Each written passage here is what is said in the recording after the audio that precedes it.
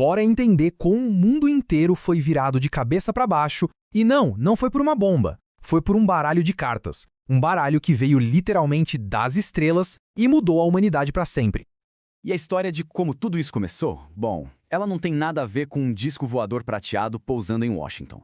Na verdade, tudo começa com essa coisa esquisita aí que simplesmente apareceu no meio do deserto do Novo México, lá em 1946.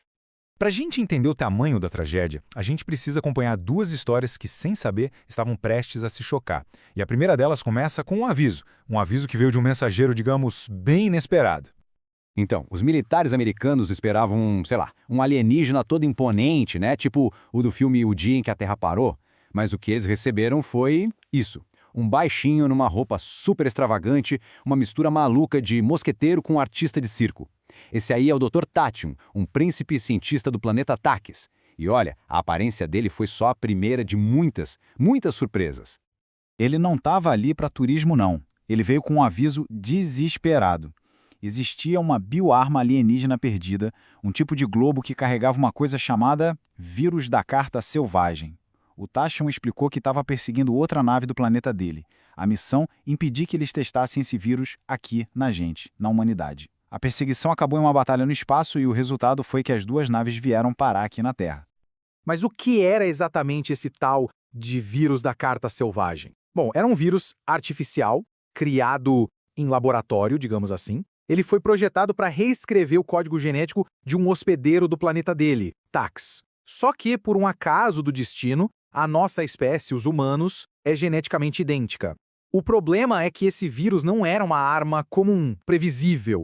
Os efeitos dele eram caóticos, totalmente imprevisíveis. O Dr. Tachyon basicamente jogou as cartas na mesa, literalmente. Ele explicou os 3 possíveis destinos de quem fosse infectado. O primeiro, o sucesso. Transformava a vítima, dava a ela habilidades sobre-humanas. Essa pessoa sacava um as. A segunda possibilidade, a mutação, era bem mais cruel. A vítima era transformada num ser grotesco, deformado. Nesse caso, a pessoa sacava um coringa. E a terceira opção, a falha. A pessoa simplesmente morria, e geralmente de um jeito horrível. Era a dama de espadas. Ou seja, o vírus podia transformar alguém num deus, num monstro ou num cadáver. E esses apelidos, as, coringa e dama de espadas, acabaram definindo para sempre esse novo mundo. Beleza, agora a gente precisa dar um pause nessa história do alienígena e pular para a segunda narrativa que corria em paralelo. Essa se passa aqui na Terra mesmo, numa América do pós-guerra que ainda tentava se encontrar, assim como o maior herói que o país já teve.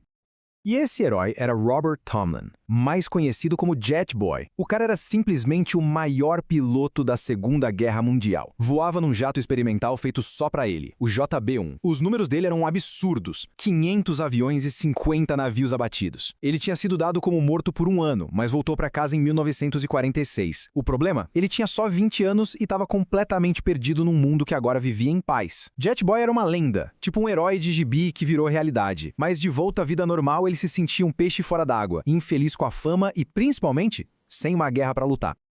Então, vamos recapitular o cenário. De um lado, a gente tem um herói de guerra completamente perdido.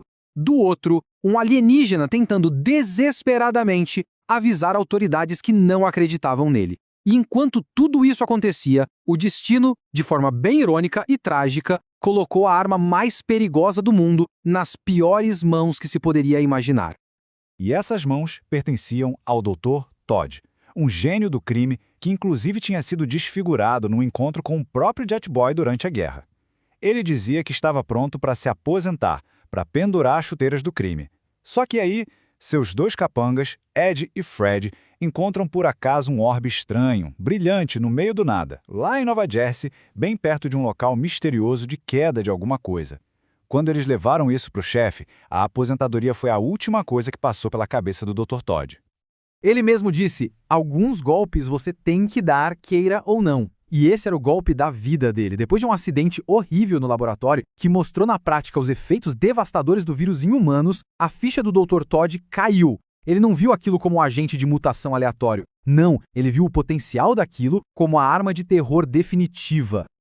E é aqui que as coisas ficam tensas. Porque agora a gente tem essas duas linhas do tempo, que antes corriam em paralelo, acelerando em direção a um único e catastrófico ponto de encontro.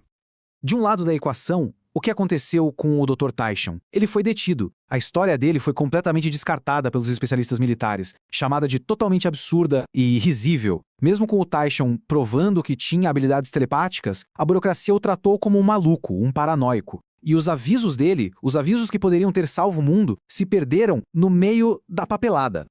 E no outro lado, o plano do Dr. Todd avançava numa velocidade e com uma eficiência que eram sinceramente aterrorizantes. Enquanto o governo debatia e se afogava em burocracia, o Dr. Todd agia. E não foi na base do improviso, não. Era um plano meticuloso, quase um plano de negócios para soltar o apocalipse. Primeiro, comprar 5 dirigíveis. Segundo, conseguir 28 mil metros cúbicos de hélio. Terceiro, contratar um piloto. E ele nem precisou ir longe. Recrutou o próprio capanga Fred, que tinha licença para voar. Quarto, conseguir todo o equipamento necessário, como mira de bombardeio e trajes especiais. Quinto, planejar a fuga perfeita, com passaportes e um navio cargueiro já esperando. E o sexto e último passo, escolher o alvo. E que alvo? O maior palco do mundo, a cidade de Nova York. E todo esse planejamento nos leva para o dia 15 de setembro de 1946, uma data que entraria para a história, para a infâmia, como o Dia da Carta Selvagem. E nesse dia, tudo aconteceu. De manhã, o dirigível do Dr. Todd, carregado com o vírus, subiu aos céus. À tarde, o herói desiludido, Jet Boy, pegou seu famoso JB-1 para fazer um último voo. À noite, sobre Manhattan, o vírus da Carta Selvagem foi liberado. Uma praga silenciosa, invisível, caindo sobre uma cidade que não fazia ideia do que estava por vir. Na madrugada, os primeiros casos começaram a aparecer. E a cidade mergulhou no caos, com pessoas morrendo, se transformando em monstros ou de repente manifestando poderes incríveis. Foi ali, nos céus de Nova York, que as duas histórias, a do herói em busca de um propósito e a da arma alienígena perdida, finalmente colidiram. E o destino do mundo inteiro estava em jogo. O resultado imediato foi devastador. 90%, pensa nesse número, 90% das pessoas infectadas naquele dia tiraram a Dama de Espadas, ou seja, elas simplesmente morreram.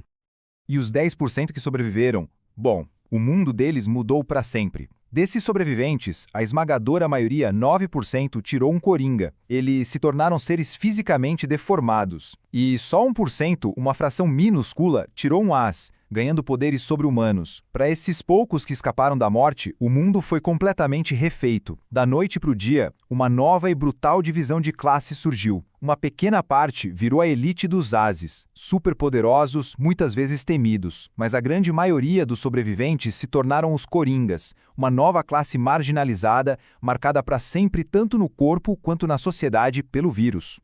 E assim, enquanto uma era completamente nova, estranha e muito mais perigosa começava, uma pergunta ficou no ar, ecoando na mente de cada pessoa no planeta.